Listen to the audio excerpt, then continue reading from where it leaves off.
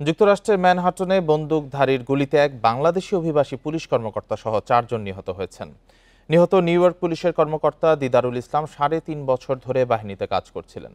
তার গ্রামের বাড়ি সিলেটে বলে জানিয়েছে কয়েকটি সূত্র।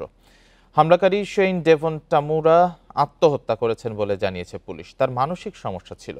স্থানীয় সময় সোমবার সন্ধ্যায় পার্ক অ্যাভিনিউ এলাকায় এই বন্দুক হামলা হয়। এতে দিদারুল ইসলাম সহ 4 জন নিহত, একজন গুরুতর আহত হন। দিদারুল ইসলামের 2 ছেলে রয়েছে। তার স্ত্রী সন্তান সম্ভবা বলে জানিয়েছে সিএনএন।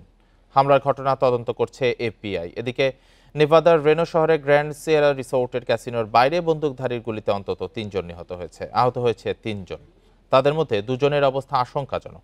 পুলিশের গুলিতে সন্দেহভাজন হামলাকারী আহত হলে তাকে গ্রেপ্তার করা হয়।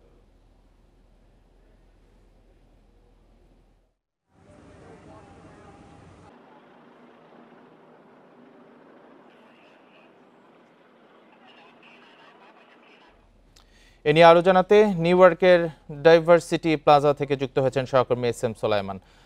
সোলাইমান, হামলার বিষয়ে বিস্তারিত কি জানা গেছে? দিদারুল ইসলামের পরিবারের সঙ্গে কি যোগাযোগ হয়েছে কর্তৃপক্ষের? আমার সাথে আসলে এখানকার বাংলাদেশি আমেরিকান কয়েকজন পুলিশ কর্মকর্তার সাথে কথা হয়েছে। ওনারা আসলে আনুষ্ঠানিকভাবে কোনো কিছু এখনো পর্যন্ত প্রচার করছেন না, এবং সাংবাদিকদেরকেও ওরা এখনো কোনো ব্রিফ করছেন না অফিসিয়ালি। তবে এখানকার পুলিশ কমিশনার তিনি বলেছেন যে হামলার বিষয়ে যে হামলা করেছে হামলাকারী বন্দুকধারী, তিনি লাস ভেগাসের অধিবাসী এবং তিনি 27 বছর বয়সী, এবং তিনি হামলা করার পরে নিজেই নিজেকে আত্মহত্যা করেছেন নিজের এই রাইফেল দিয়ে। এবং আপনি যেমনটা বলেছেন যে ম্যানহাটনের সবচেয়ে ব্যস্ততম একটি বিনিয়োগ সংস্থার ভবনে ঢুকে এলোপাতারি ভাবে গুলি করে, রাইফেল দিয়ে খোলা একটা রাইফেল দিয়ে গুলি করে, এবং গুলিতে একজন পুলিশ কর্মকর্তা সহ বাংলাদেশে আমেরিকান একজন পুলিশ কর্মকর্তা সহ 4 জন নিহত হয়েছে, এবং হামলাকারী নিজেই আত্মহত্যা করেছে। এবং পুলিশ কর্মকর্তা আসলে আবার প্রত্যক্ষদর্শীরা জানাচ্ছেন যে পুলিশ কর্মকর্তা তিনি অফ ডিউটিতে ছিলেন, তিনি সাদা পোশাকে ছিলেন, এবং পরবর্তীবারে তার পরিচয় জানা গেছে।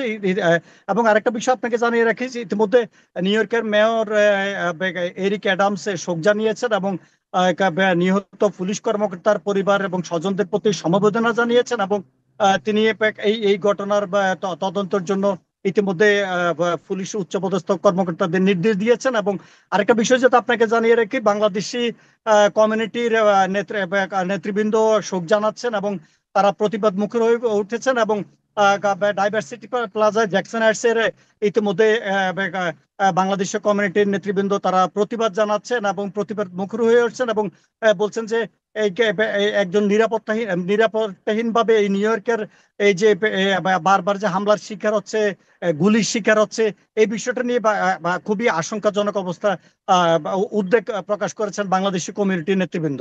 এই ছিল এখানকার সর্বশেষ তথ্য। বন্দুকধারীর গুলিতে যুক্তরাষ্ট্রের ম্যানহাটনে বাংলাদেশি অভিবাসী পুলিশ কর্মকর্তার মৃত্যুর বিষয়ে জানাচ্ছিলেন নিউ ইয়র্ক থেকে সহকর্মী এস এম সোলাইমান।